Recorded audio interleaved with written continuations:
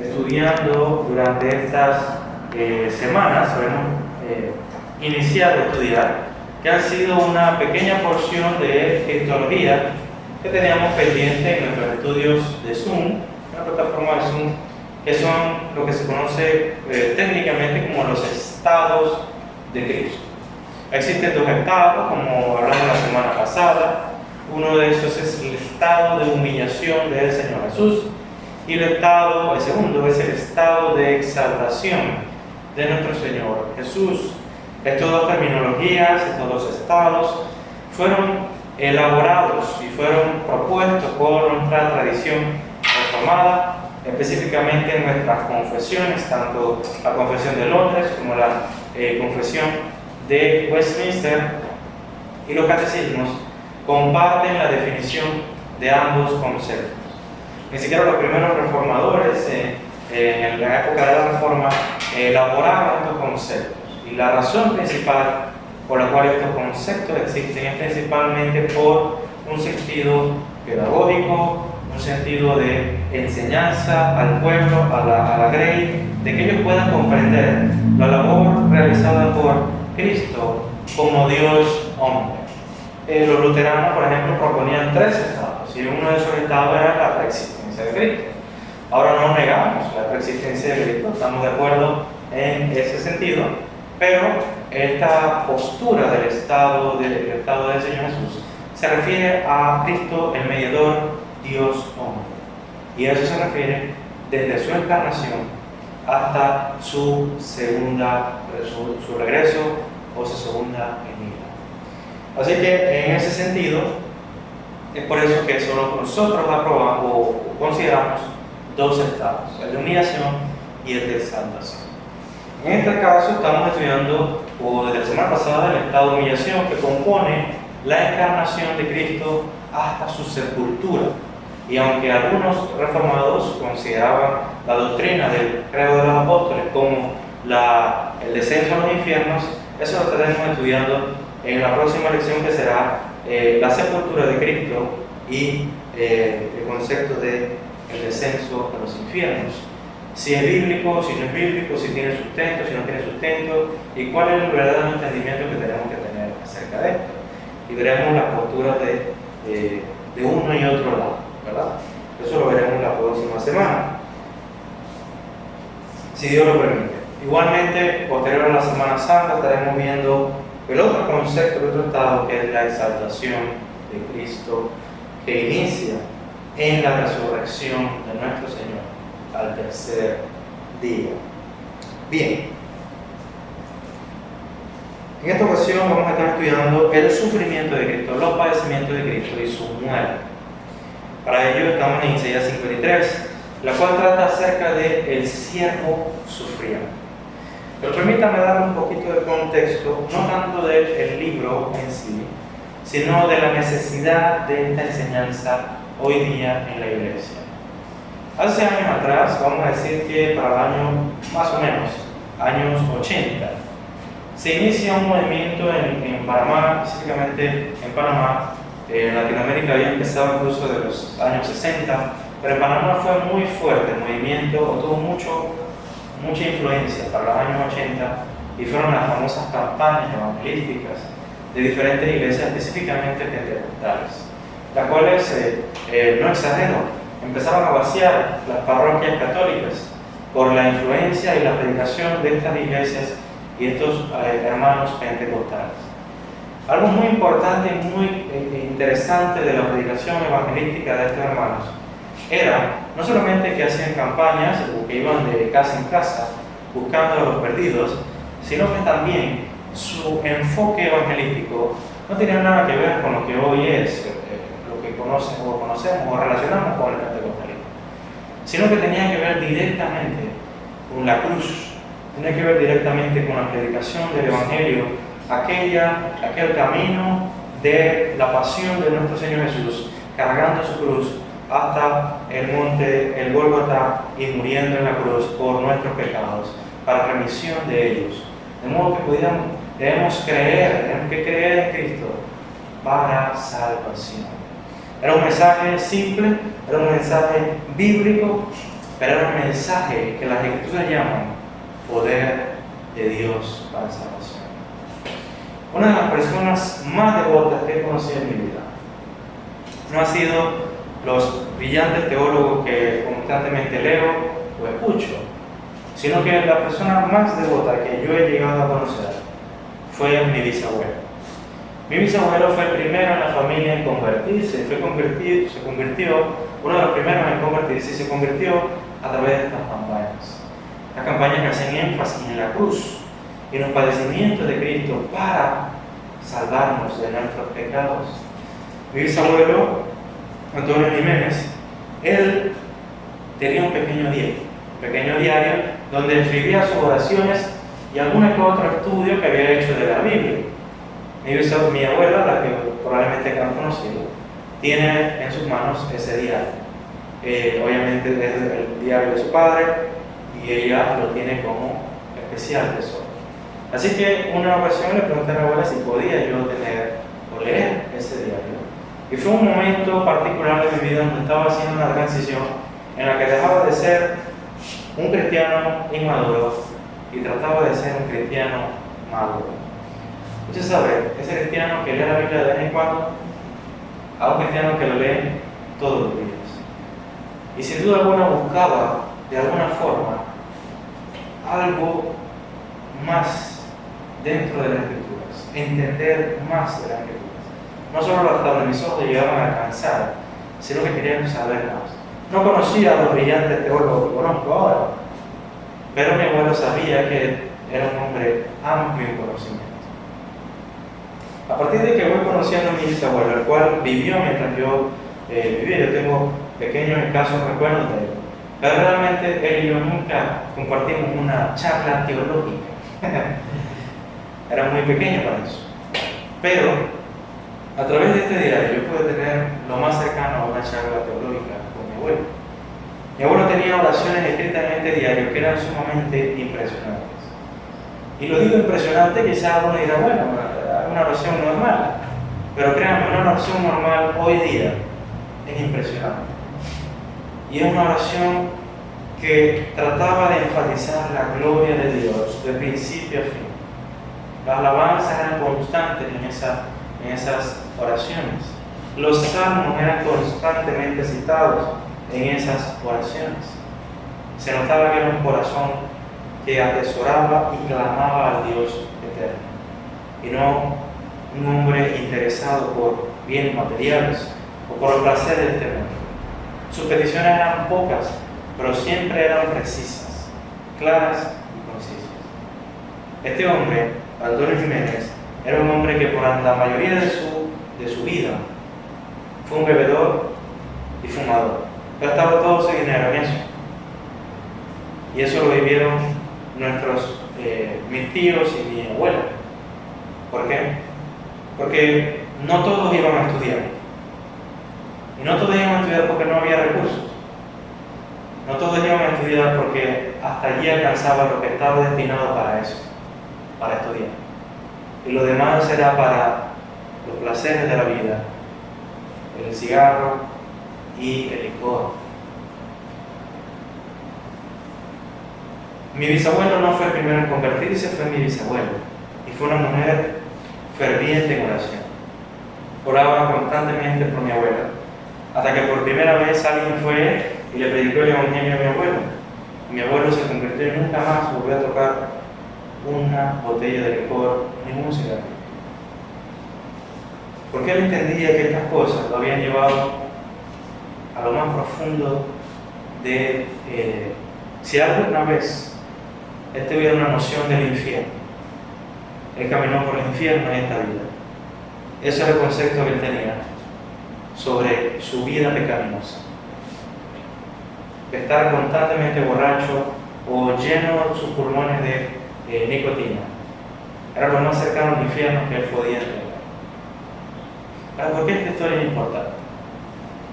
Porque la razón de la fe de este hombre, el hombre más devoto y piadoso que he conocido, mi bisabuelo, es porque se le predicó el evangelio que hacía énfasis en la obra hecha por nuestro Señor Jesucristo en toda su vida y en la cruz del Calvario.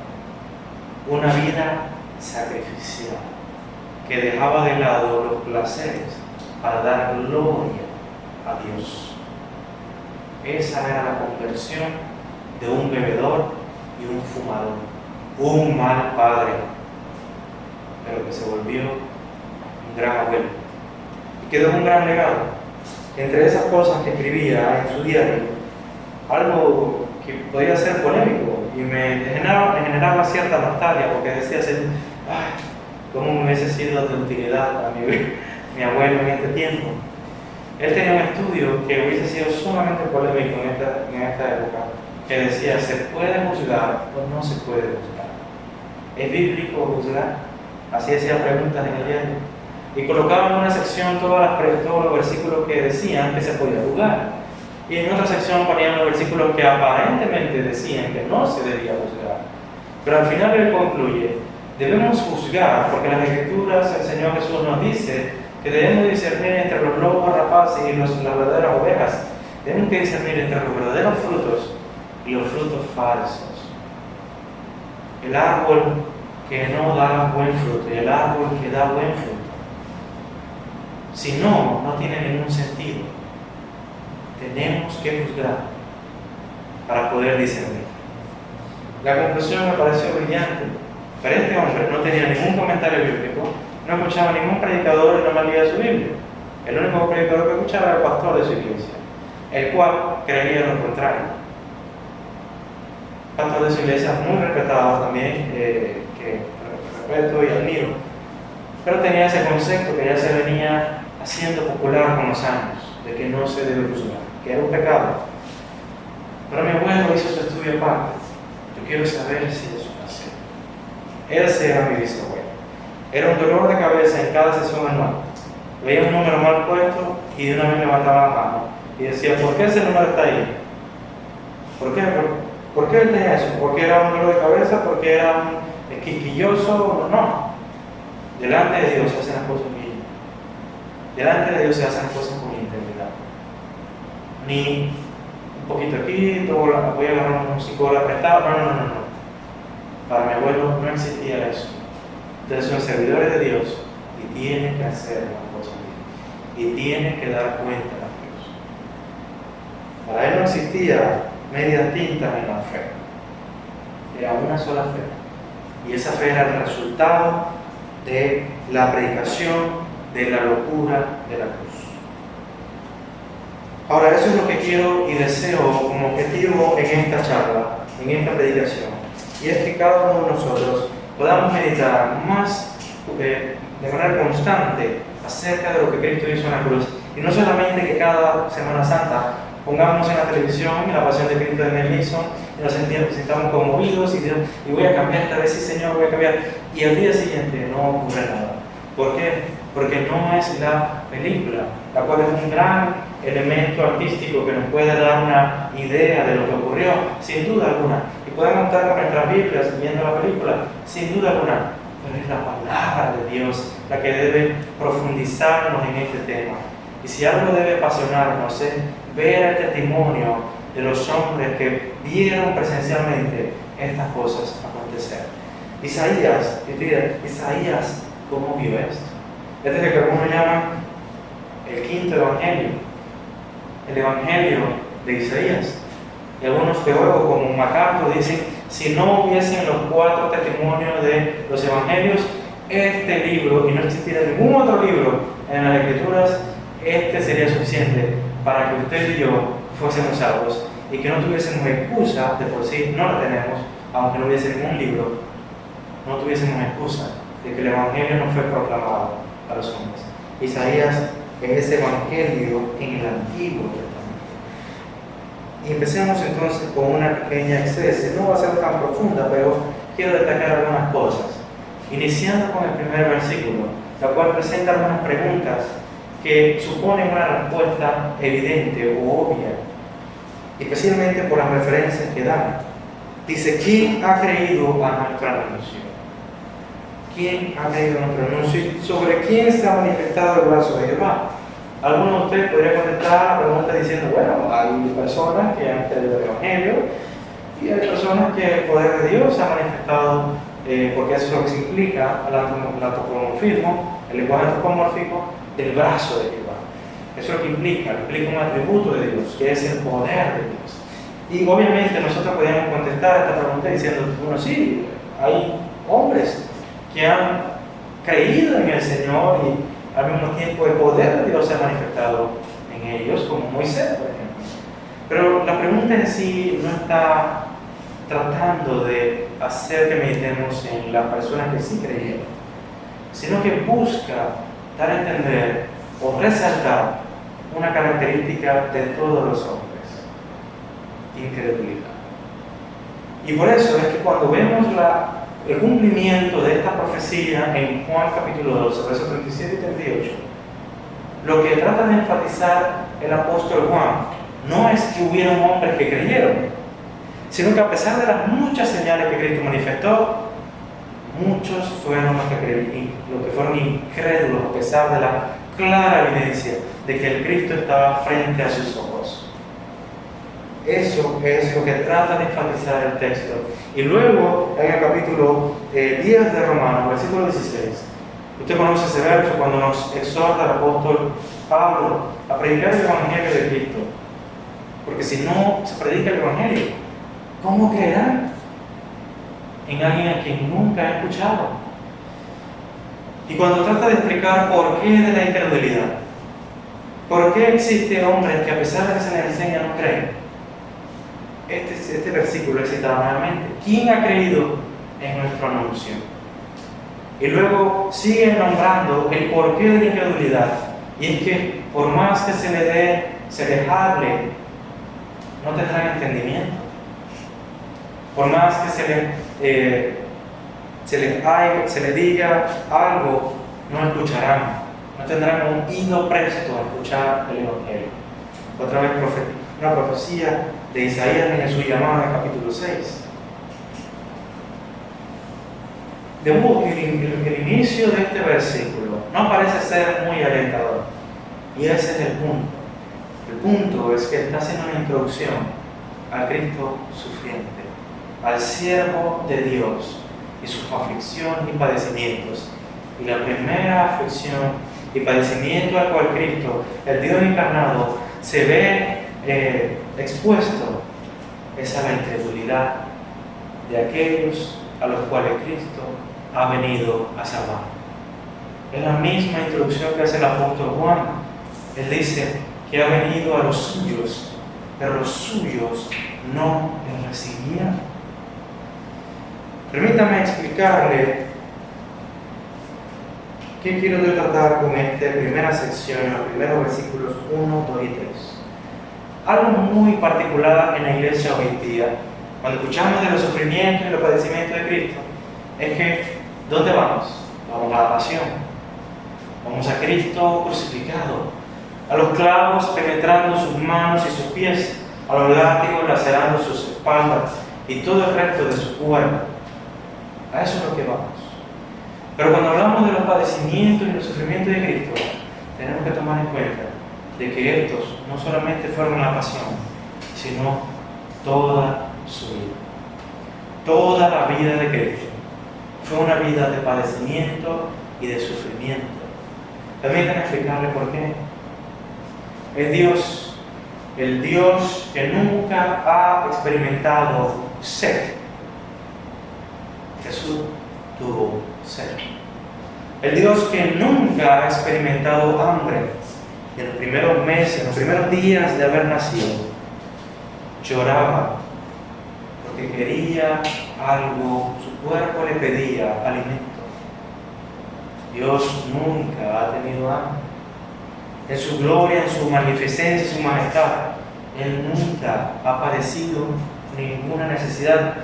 Y no es que lo ha padecido ahora, porque no la necesita.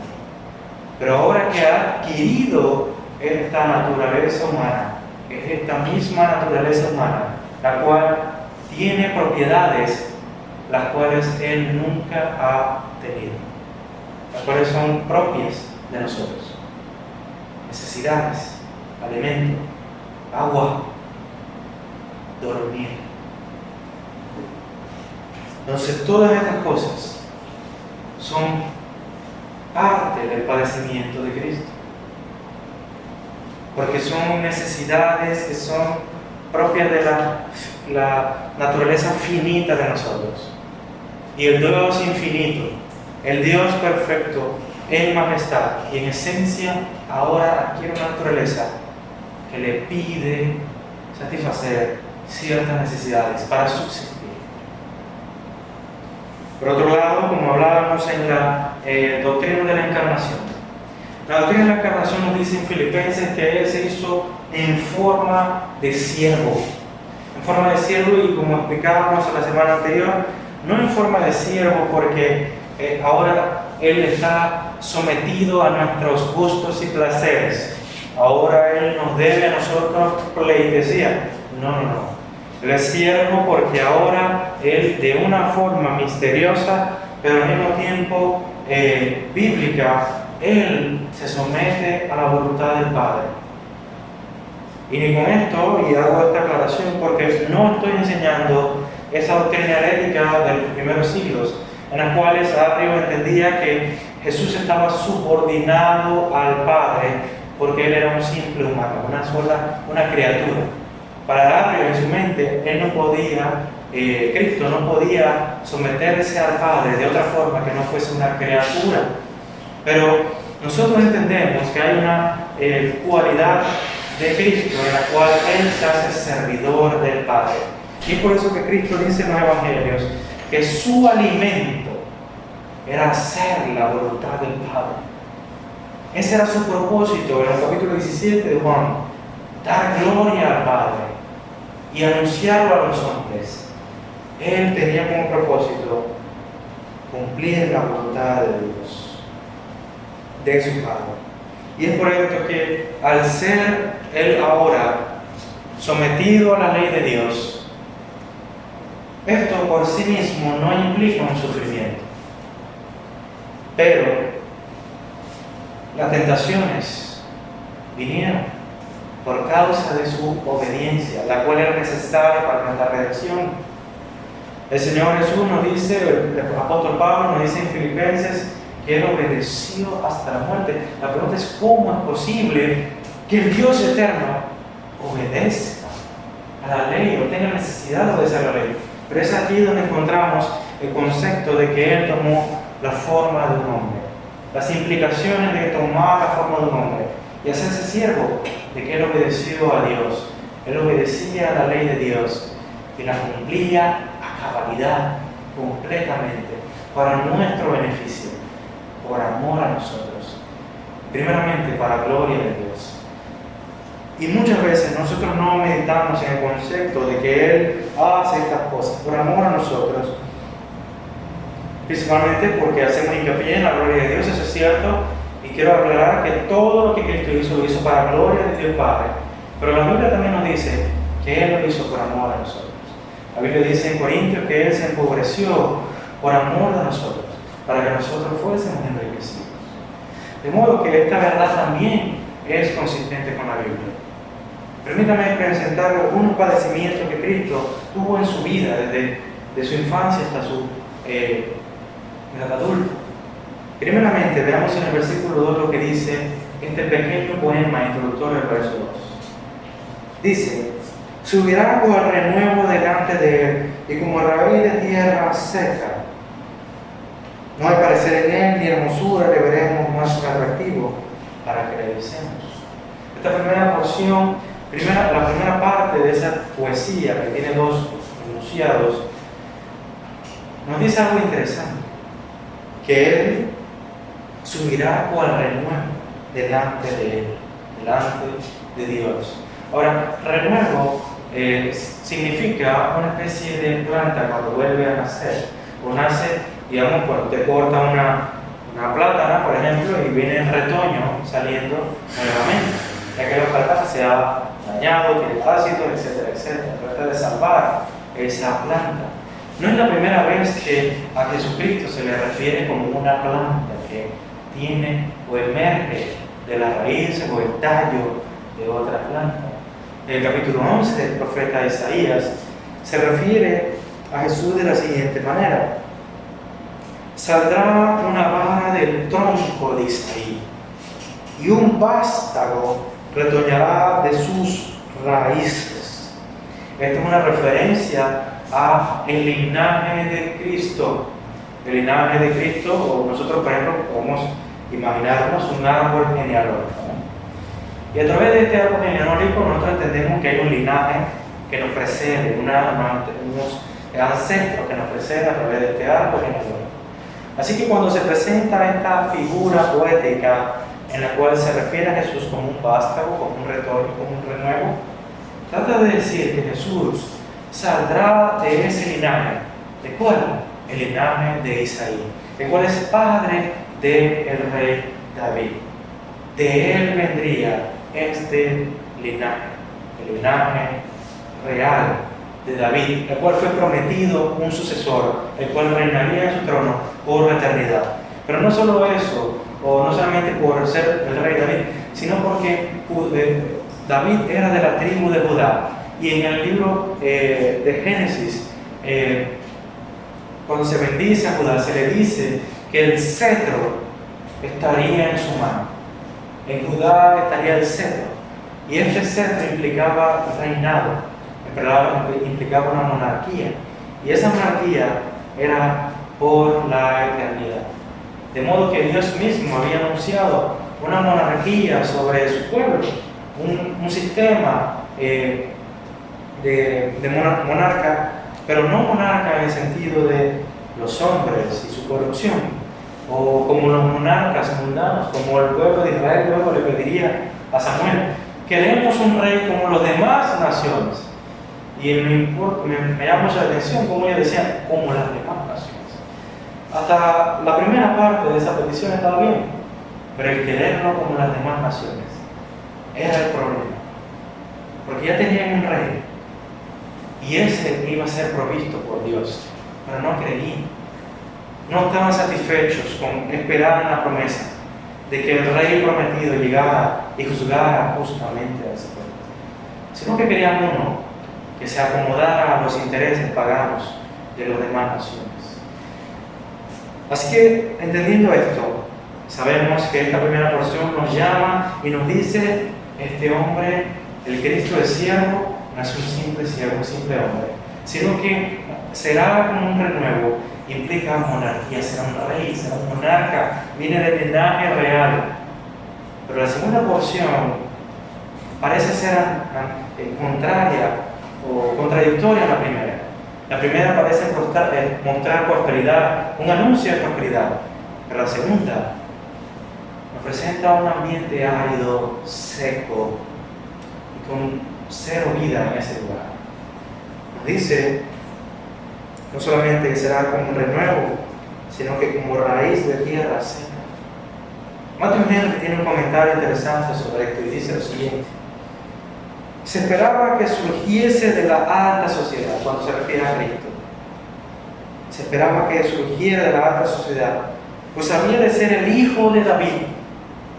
Pero aunque de cierto surgió de tan ilustre y regia familia, ésta se había hundido en el olvido.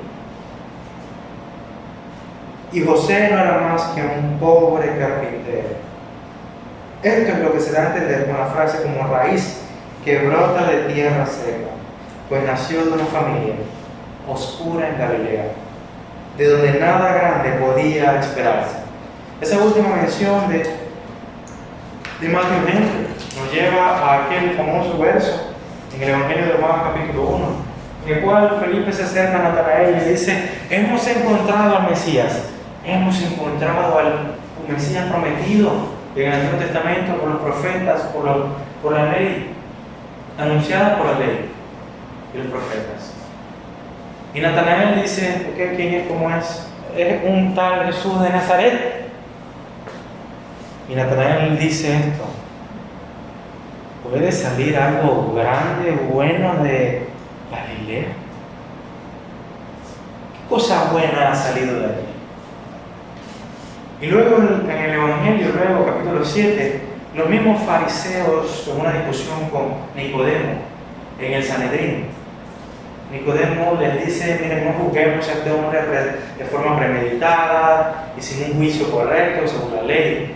Nicodemo ya había tenido un encuentro con Cristo y estoy seguro que allí trataba de abogar por el Señor, pero él estaba solo en el Sanedrín.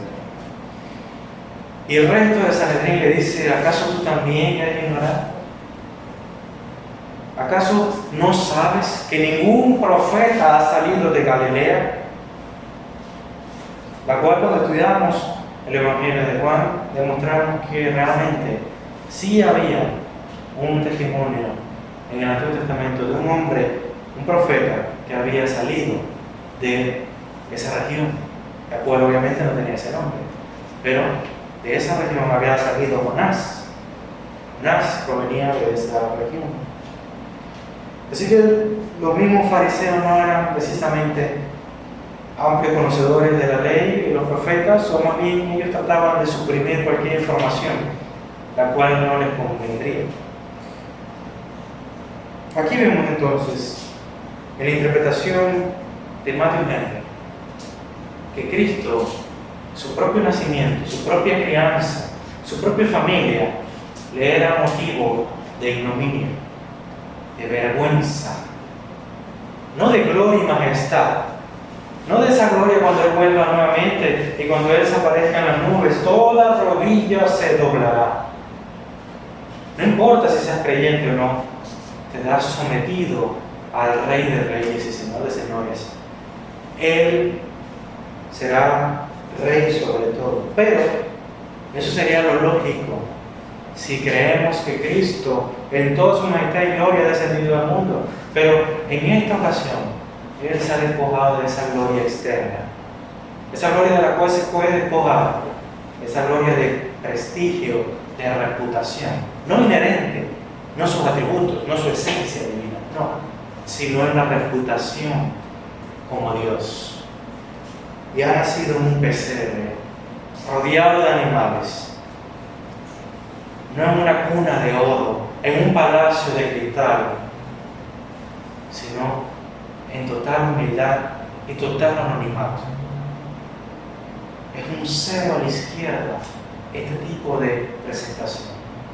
Y aclaro, humanamente hablando, porque sin duda aquellos que creemos en este evento sabemos lo glorioso que es, que el Dios hombre tomó forma, el Dios todopoderoso tomó forma de hombre y se hizo el Dios hombre, tan misterioso que nuestra mente no llega a alcanzar tal misterio, tal conocimiento, pero es glorioso.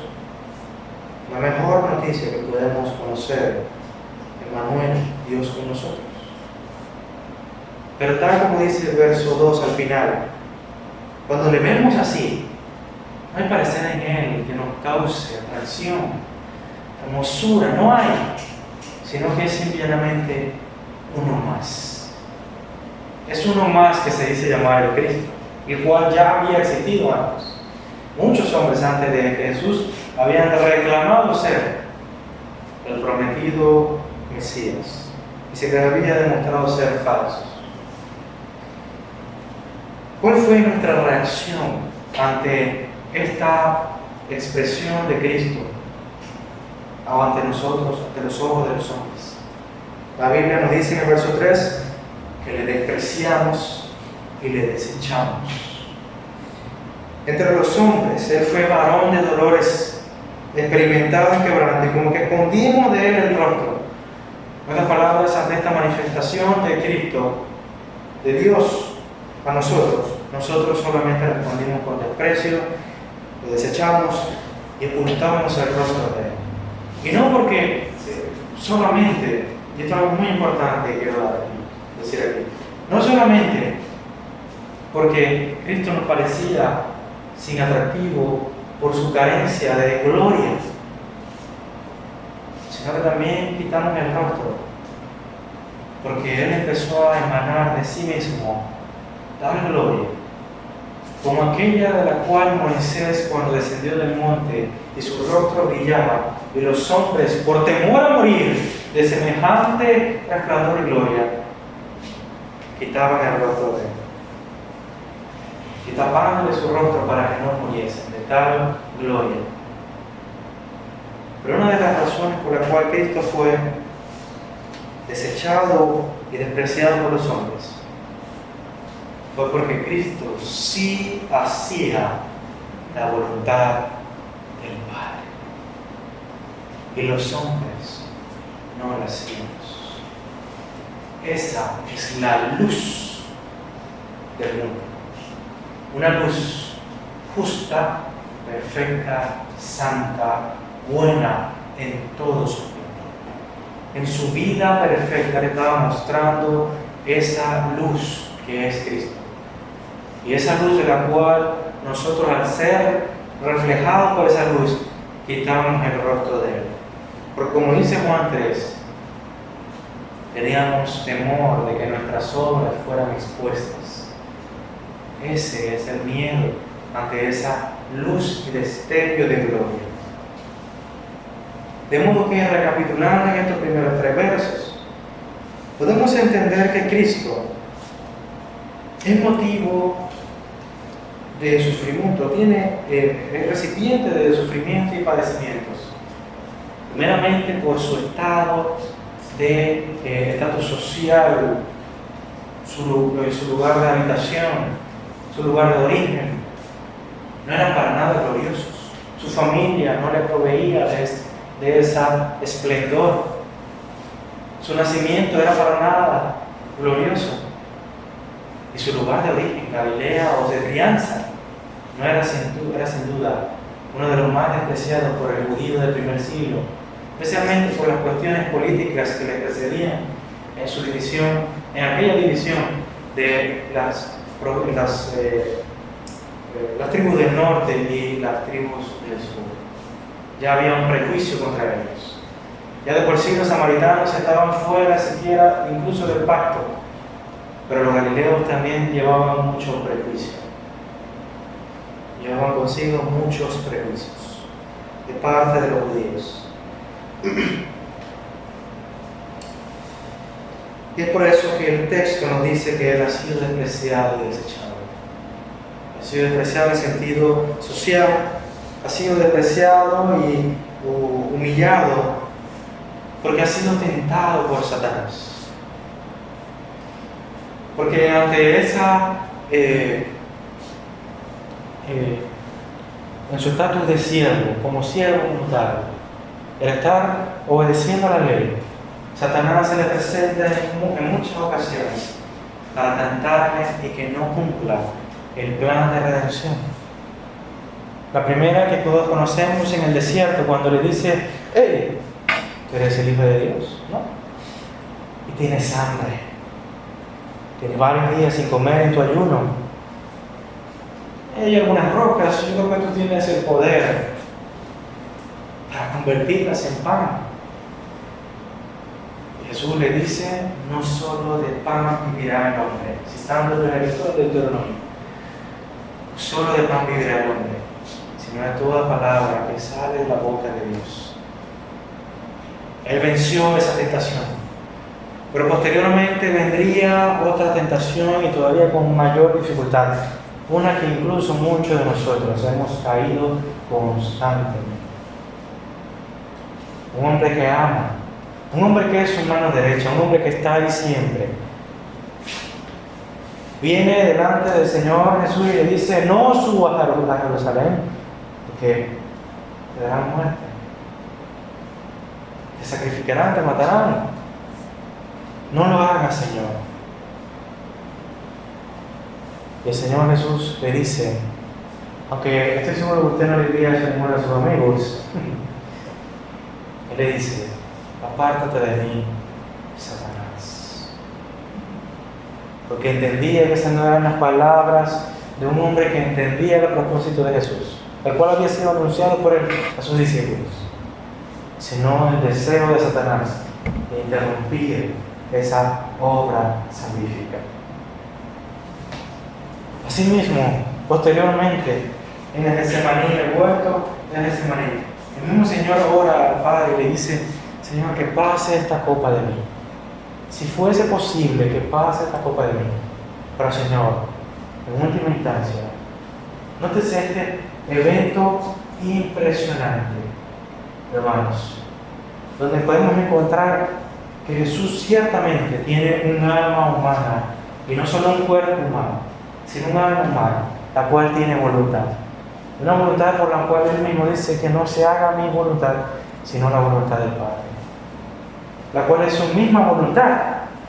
Y este es obviamente el gran secreto o misterio que se encuentra aquí. ¿Cómo estas cosas van de la mano?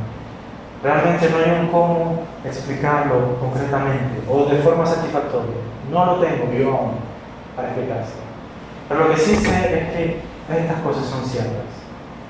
Había una voluntad humana en Cristo, la cual se había sometido completamente a la voluntad de su Padre, enseñándonos a nosotros el camino de sometimiento de nuestra voluntad y de renovación de nuestra alma, de nuestra mente, al Señor.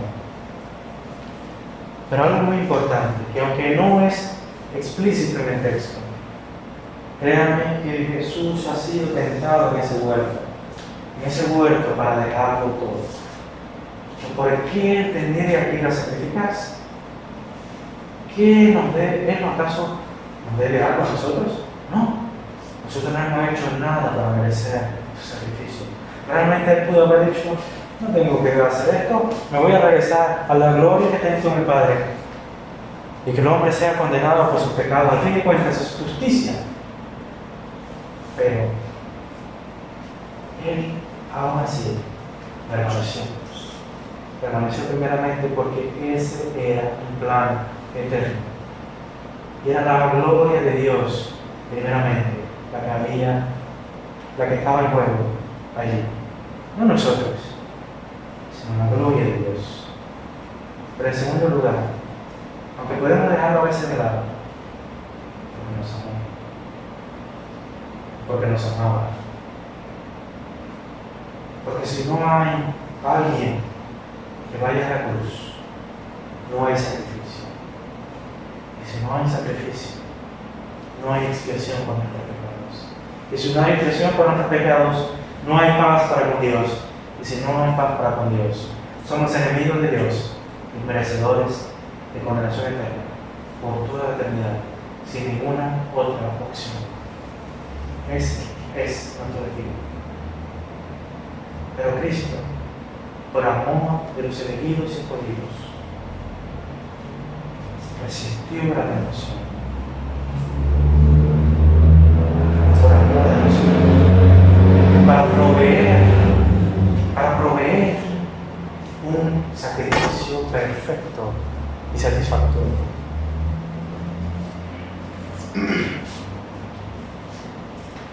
De modo que entendemos que sus padecimientos y sus sufrimientos implican su estatus social desde el principio de su nacimiento hasta su estado final, hasta su muerte. Posteriormente, su estado de siervo implicaba también la vergüenza de parte de los hombres, porque al ser siervo y obediente a Dios, los hombres le rechazaban porque tenían temor de la luz. Y por último, esta obediencia que él tenía también le generó esa enemistad y vehemente hostilidad de Satanás, quien buscaba tentarle constantemente. Y estoy seguro que aunque no podamos comprenderlo plenamente, entendemos que Cristo fue tentado por ese temor, aunque sabemos que era imposible que él pecase. Fue tentado. Y es por esa posibilidad de ser tentado que Él venció la tentación. Y se ha hecho para nosotros sumo sacerdote, quien se compadece de nosotros. Y usted y yo entendemos lo que implica ser tentado. Y estoy seguro que sabe las vicisitudes y el dolor que implica la tentación. Ahora usted dirá, este sacrificio, este dolor, esta muerte de Cristo, ¿es sin propósito? Y esta es la respuesta no solamente a lo que Cristo hizo, sino que es la respuesta universal al dolor. Es la respuesta universal a cualquier padecimiento de nosotros. De que el dolor y la aflicción nunca son sin sentido o en vano. Tienen un valor, tienen un propósito. Y lo vemos desde el versículo 4 al 6, en el cual Jesús dice que Él tomó o llevó nuestras enfermedades y sufrió nuestros dolores. Luego dice, Él fue herido por nuestras rebeliones, molido por nuestros pecados.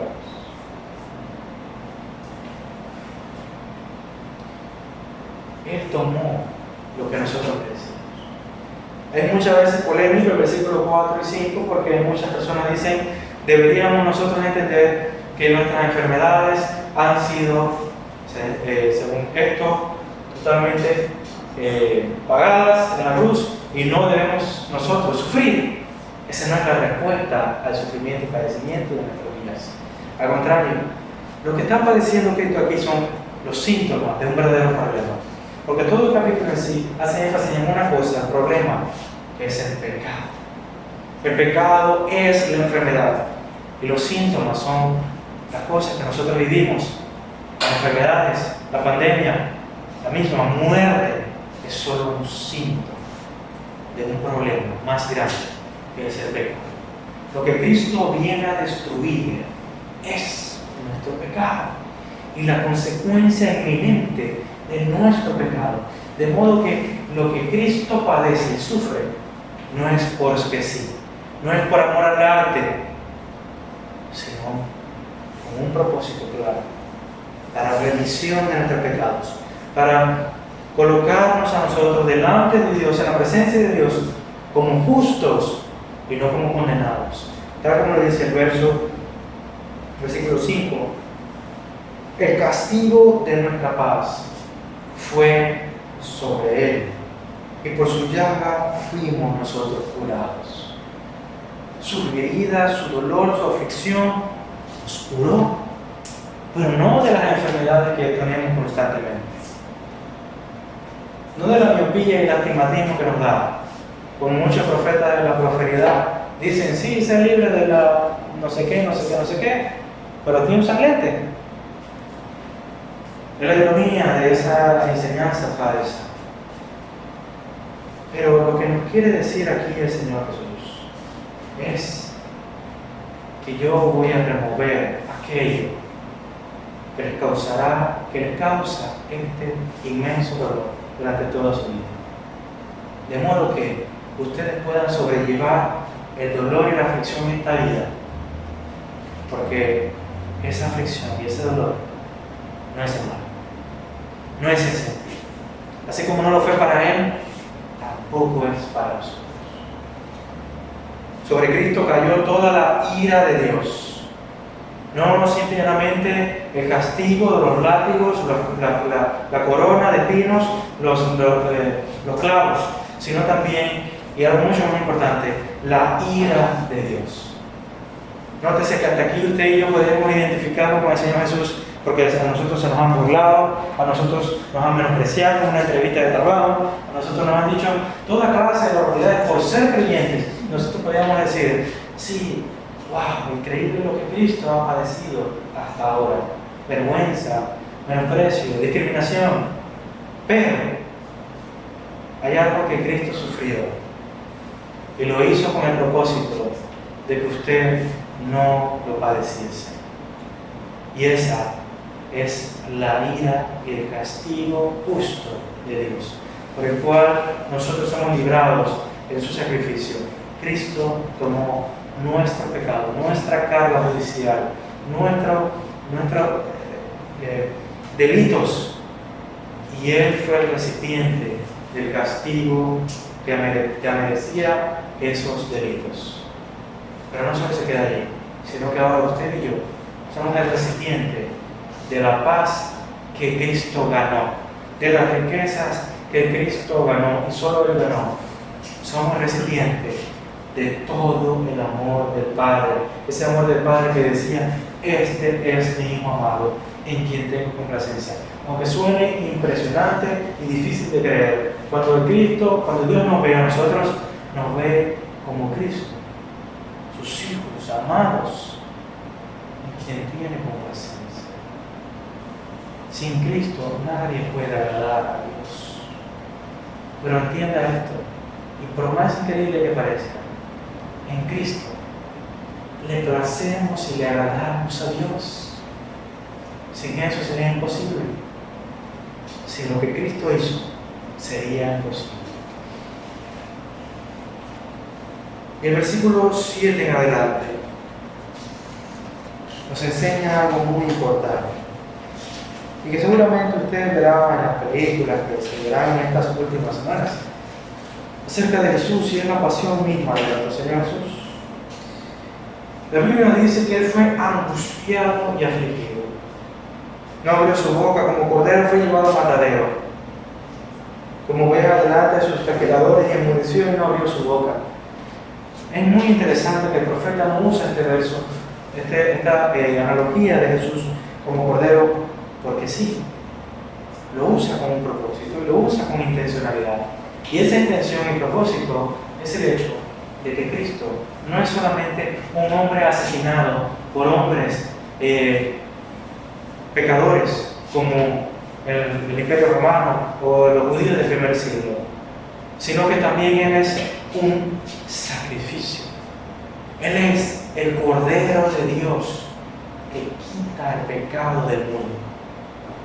Él es lo que nosotros necesitamos para que haya remisión de pecados, no los sacrificios humanos y de animales que constantemente son falibles y temporales, sino un sacrificio perfecto y eterno que sea suficiente para satisfacer completamente a Dios. Y es por esto que el versículo, por más escandaloso que nos parezca, dice que Jehová cargó sobre él los pecados. Jehová hace como el sumo sacerdote que toma al cordero y le coloca sus manos sobre él y luego lo presenta ante Dios como el sacrificio perfecto, colocando los pecados de todo el pueblo y sus pecados en él. Jehová no tiene pecado. Cristo no hay pecado en él. Él solo coloca los pecados de todos nosotros en él, como sacrificio, como sustituto de nosotros, en el cual se va a derramar la ira de Dios. El fuego de Dios consumirá a ese cordero, y su sangre, que es derramada en la mesa de la propiciación, será consumida y será levantada como olor fragante delante de Dios, dando gloria al Señor. Y Dios será satisfecho. Es por eso que el profeta usa esta analogía de Jesús como cordero, como oveja que va a la carne. ¿Por qué nos referimos a la pasión de Cristo? Porque luego el verso 8 nos dice que por cárcel y por juicio fue quitado. En otras palabras, Él no tuvo un juicio justo. Él no tuvo un proceso legal justo, sino que todo lo que se hizo fue corrupto. Todo lo que se hizo, el proceso legal que se hizo en contra de Él, fue injusto contra Cristo. En otras palabras, Cristo jamás fue juzgado por ninguna falta propia. Nunca. Y es por eso que los versículos anteriores, cuando dice que los hombres le tuvimos como azotado y corregido de Dios, en el versículo 4, el mismo profeta dice y aclara que Él fue herido por nuestras rebeliones, no por la ley. Los hombres decíamos, míralo en el madero, maldito de dioses, como dice la ley, como dice Gálatas 3, Él es un maldito de Dios. Y si está en el madero, Él es un hereje, un blasfemo. Eso es lo que el hombre creía. Pero el profeta deja claro aquí que Él no fue juzgado justamente, fue injustamente juzgado. Y luego nos dice que Él fue cortado de la tierra de los vivientes. Él fue asesinado. Él fue sacrificado en esa cruz. Él murió, pero no sin sentido, porque tenía una generación y un linaje que brotaría de su sangre derramada.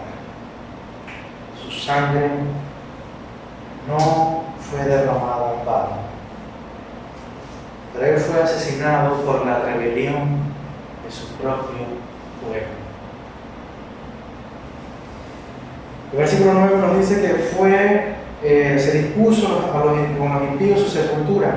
Cristo fue muerto en la cruz al lado de dos ladrones, dos impíos, dos hombres, que trataban de comunicar esto, que Jesús era igual que ellos, que era igual que ellos, igual de impío que ellos. Esa era la idea, esa era la disposición que existía en su sepultura, y ese era el deseo, que fuese sepultado con los pecadores, con los impíos, a los cuales luego posteriormente los mismos cuerpos saldrían de las sepulturas en aquel terremoto después de su muerte, y las pestes se propagarían por los cuerpos inertes y en putrefacción. Pero él quería que Jesús muriera allí, que su cuerpo ya estuviera allí. Pero impresionantemente el profeta anuncia que con los ricos fue su muerte, porque un hombre llamado José de Arimatea, uno que había escuchado a Cristo, se acercaría y le diría a Pilato que deseaba el cuerpo de Jesús para darle sepultura en aquella propiedad suya, pero una sepultura especial, privada, de las cuales aquellos que tenían méritos en la sociedad solo poseían. Así que aquí vemos una profecía clara de parte del profeta Isaías. Y tal como aclara posteriormente el profeta afirmando lo que acabamos de decir, no hubo maldad en él. No hubo engaño en su boca. En otras palabras, ningún hombre pudo jamás decir, este es un hombre pecador. Porque yo lo escuché, bueno, no. Ningún hombre pudo llegar a referir una sola mentira de sus labios. Él tenía toda verdad en su boca. Con todo eso, Jehová quiso quebrantarlo, sujetándolo a padecimiento. Por más escandaloso que nos parezca, la pasión de Cristo no solo fue el asesinato de Jesús por parte de los hombres del Imperio Romano o los judíos del primer siglo, sino que fue la voluntad del Padre, que quiso, planificó desde la eternidad y deseó que así fuese, que Cristo muriera en la cruz en lugar de usted y de mí. Por nosotros Él fue colgado en un madero, hecho maldición, hecho pecado, para que nosotros fuésemos justicia de Dios en Él. Amén. Su sacrificio como tal, su crucifixión, tiene grandes repercusiones para nuestra vida. Y aquí es donde nosotros entendemos que hay los sufrimientos de Cristo y nuestros sufrimientos. ¿Cómo es que el propósito de Cristo en la cruz tiene significancia para nosotros? Tiene valor para nosotros. Y cómo estas responden al famoso dilema del dolor que existe en este mundo, siendo Dios un Dios bueno. El libro de Hebreos capítulo 12, versículo del 12 en adelante,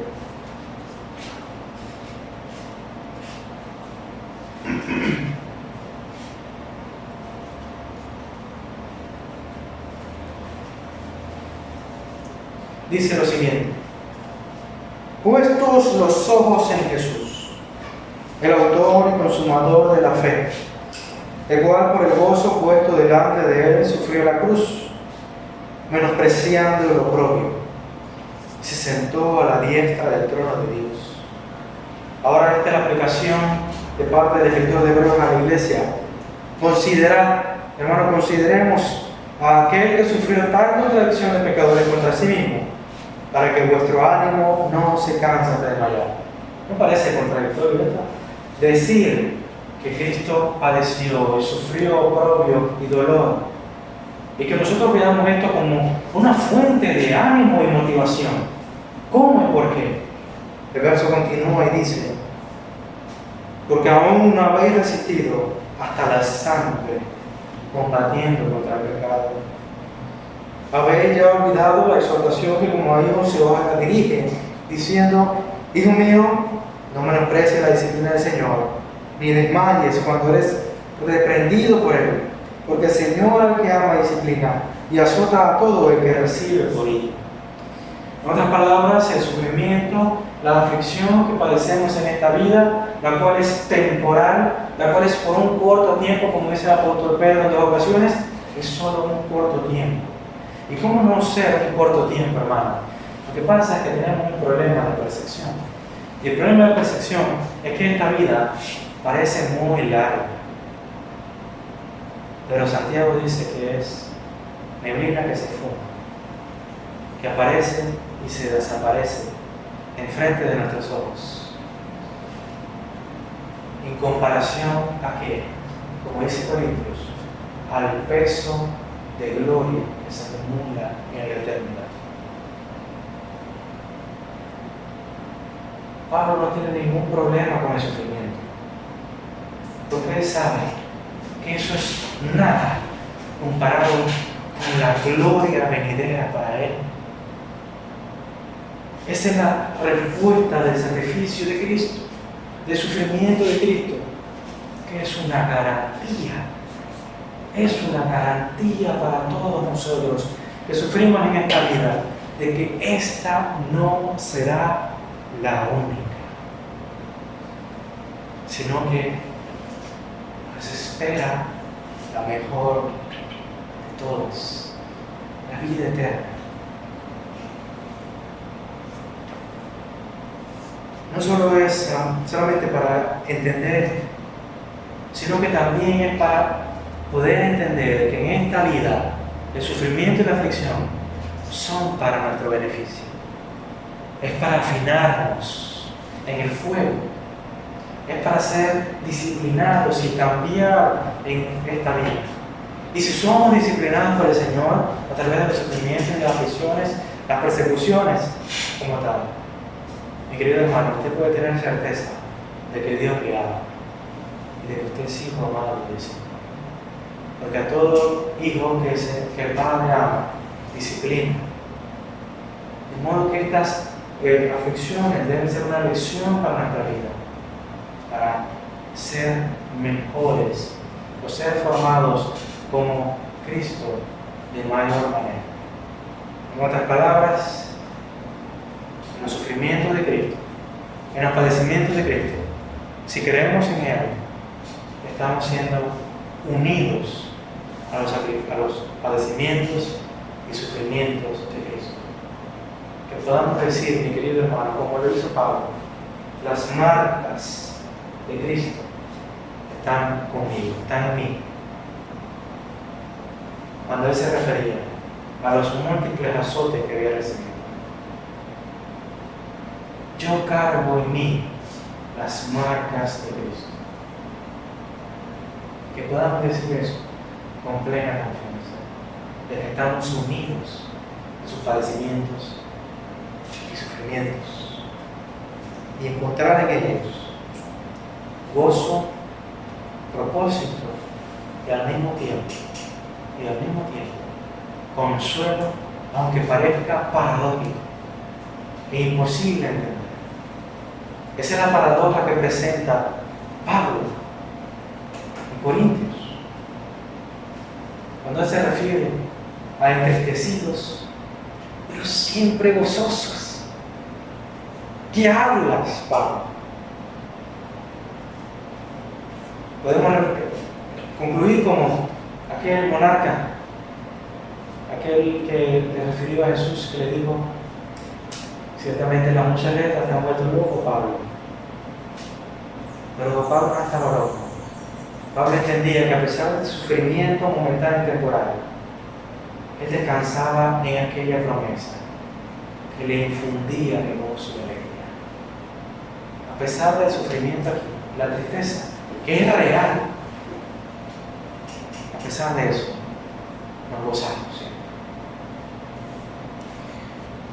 En otro sentido, quiero que usted y yo meditemos en el hecho de que su muerte, al estar unidos en su muerte, aunque suene también paradójico, si estamos unidos en su muerte, si cargamos esta cruz y morimos en la cruz con Cristo, no moriremos más. No habrá más muerte. En otras palabras, mi querido hermano, Cristo murió para que usted y yo no muramos. ¿No? Y implicando esto también, y uniéndolo al sufrimiento y sacrificio, Cristo padeció, Cristo sufrió, para que usted no sufra y padezca más. Eso es lo que Cristo hizo. No en esta vida, sino por la eternidad. No habrá más padecimiento, no habrá más dolor, no habrá más llanto, no habrá más pecado. Y no habrá, por consiguiente, muerte. La muerte no se enseñoreará de Cristo más, como dice Romanos. Y entienda esto, es tremendo para nosotros. Si Cristo murió una sola vez para siempre, y Él vive hoy por siempre, si estamos en Cristo, no moriremos, porque Él no muere más, y usted tampoco. Y por eso que usted y yo podemos decir, si Él vive, nosotros vivimos, nosotros viviremos. Viviremos y no moriremos. Esa es la esperanza. De modo que los sufrimientos y el sacrificio de Cristo nos enseñan a nosotros, y tienen implicación a nosotros primeramente en la santificación. Y en segundo lugar, esta santificación debe producir en nosotros la plena seguridad de que estamos en Cristo, de que somos hijos del amado, de que somos herederos del reino de Dios. Permítame recapitular esto una vez más. Unidos en sus sufrimientos, estamos seguros de que somos sus hijos. Unidos en sus padecimientos, sabemos que nunca estaremos solos. Porque por más misterioso que sea, es aquel momento en que el Padre desamparó al Hijo en la cruz, nos da garantía a nosotros de que el Padre y el Hijo no nos desampararán nunca. Por más misterioso que pueda ser ese evento y que trasciende nuestra propia comprensión, aquel momento en que Cristo dijo, ¿por qué me has desamparado? Ese abandono nos garantiza a nosotros de que no seremos abandonados por Dios. Y al contrario, sino que su presencia estará con nosotros siempre. Unidos a su muerte, sabemos que nunca más conoceremos la muerte. Porque Él murió y nosotros morimos con Él. Por lo tanto, no hay más muerte para nosotros, sino solo nos queda la vida eterna. Él vertió toda la copa de la ira. Él bebió toda la copa de la ira. De manera tal que usted y yo no conoceremos nunca más la ira de Dios. No padeceremos, no seremos recipientes de Él. Porque Cristo la absorbió toda. Amén. Eso es lo que hizo Cristo. Permítame concluir con una cita de la esposa de Jean Elliot, Elizabeth Elliot. La viuda de Jean Elliot. Ya que si usted conoce la historia de esta increíble mujer, esta mujer fue esposa de Jean Elliot, un misionero, que junto a 4 varones más decidieron ir a misiones al sur de América. En aquel lugar cuando descienden en ese pueblo, con la intención de predicar el Evangelio, ellos son recibidos por ese pueblo, no con aplausos y alabanzas, sino con lanzas. Y en ese momento, ellos fueron asesinados por aquella pueblo indígena. Los 5 hombres fueron asesinados sin siquiera haber dicho una sola palabra en aquella región. Esta mujer, Elizabeth Elliot, esperaba a su marido en casa, el cual nunca llegó, y su cuerpo nunca apareció. No solo esto, sino que por impresionante que parezca, esta mujer decidió un tiempo después viajar a ese mismo lugar a predicar el Evangelio a las mismas personas que habían asesinado a su marido. Se quedó por muchos años ahí, predicando a los hombres y mujeres que le habían dado muerte a la persona que más amaban en esta tierra. Por amor a Dios, por amor a Cristo, porque eso va más allá de nosotros mismos. Y si por hasta ahora parece impresionante la historia de ella volvió luego de aquella obra misionera, volvió a su país natal, se casó con otro hombre, un teólogo, y volvió a rehacer su vida, pero 3 años después, ese hombre muere de cáncer. Y otra vez, Elizabeth Elliot enviudece, por segunda vez. Elizabeth Elliot terminó su vida en el año 2015. Dios le recompensó con su entrada triunfal a la gloria de su Padre. Pero antes de llegar allá, padeció mucho más, de que ella murió después de muchos años padeciendo demencia senil. Ya no era la misma mujer, no tenía la capacidad de hacer muchas cosas. Ella pudo ver, como muchas otras personas, cómo su cuerpo se deterioraba constantemente y su mente decaía constantemente. Eso es terrible, aterrador para muchas personas. Esta mujer fue una mujer, podría decirse así, perdóname la mención, una mujer de dolores, de aflicción.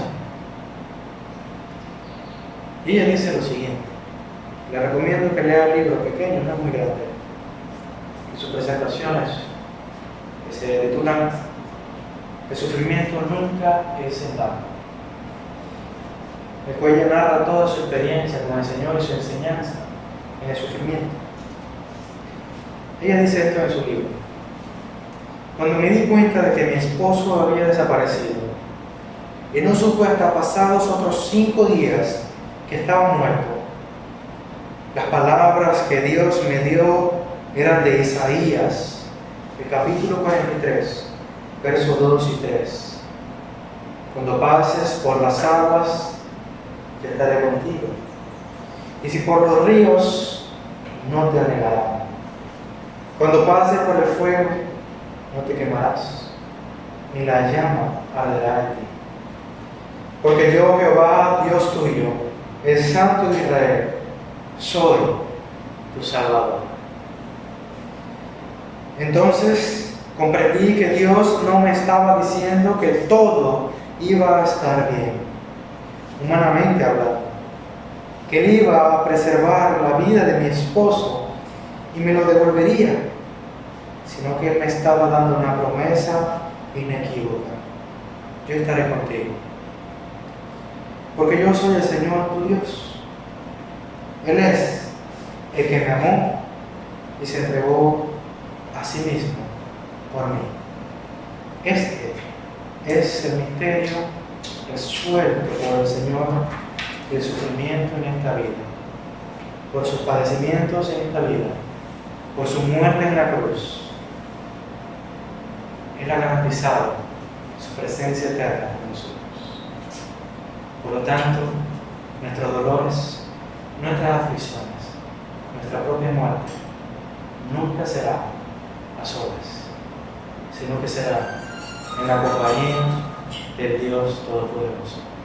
Como dijo el salmista, aunque camine en valle de sombra de muerte, no temeré a mal alguno, porque tú, oh Dios, estás conmigo. Oremos. Señor, te damos gracias por tu palabra.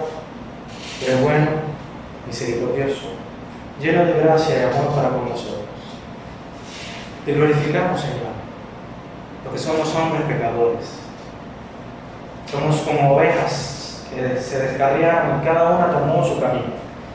Pero tú, oh Señor, bueno y grande en misericordia, a pesar de eso, a pesar de que no lo merecimos, por puro amor, nos entregaste a tu Hijo para propiciación y expiación de nuestros pecados.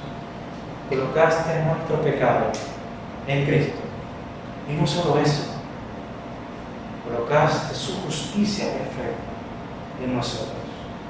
De modo que hoy nos podemos presentar delante tuyo como tus justos hijos, Señor. No por nuestros méritos, no por nuestras obras, no por nuestra obediencia, que no han existido, sino por Cristo, por lo que Él hizo por nosotros. Gracias, Señor.